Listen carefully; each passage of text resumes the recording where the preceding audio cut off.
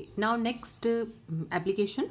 People taking a lot of salty food, okay, experience water retention in tissues and intercellular spaces because of osmosis. Okay, so there is some puffiness or swelling in a particular area, okay, and that swelling is known as edema. This is another application of osmosis.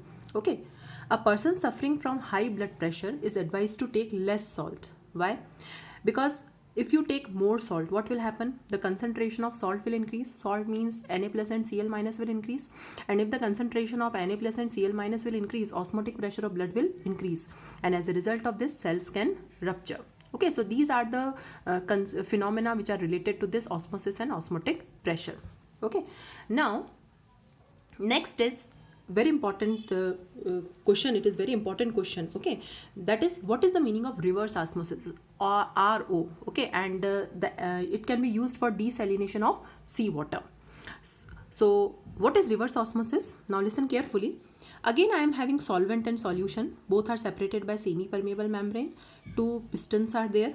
Okay, I am applying pressure here. Okay, and what is the magnitude of pressure? The pressure should be such that osmosis is stopped. That pressure is known as osmotic pressure. So what is osmotic pressure? You have to apply only that much pressure that piston neither moves up nor moves down. That is, osmosis is stopped. That was osmotic pressure. But if I apply pressure greater than osmotic pressure, suppose if I push this piston, now what will happen? Here also solvent molecules are present. So if I apply some extra pressure which is greater than osmotic pressure, what will happen? The solvent molecules will start moving from solution side to pure side. That is, the direction of osmosis is reversed.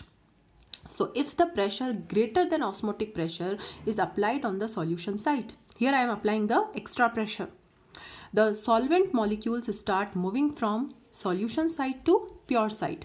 That is, the process of osmosis is reversed, and this phenomenon is known as reverse osmosis, and this is the principle behind all the RO water plants. Okay, and it can be used for desalination of seawater, but it in many countries actually this work has been started, but it requires lot of energy. Okay, at our home, and what this extra pressure, which electrical energy. Okay, electrical energy is providing this extra pressure, and that is used for filtering the water. Okay, so this is the concept of reverse osmosis. Now there is one more question which is related to this osmosis, that what is the purpose of all the colligative properties?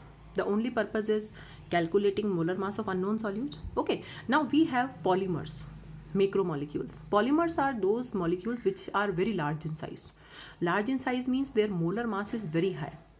Now we have learned that in all the formula of colligative properties, molar mass is coming in the denominator part, Wb upon Mb.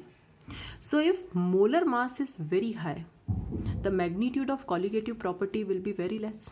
Okay, so suppose if the question comes that how can you calculate molar mass of any polymer or macromolecule?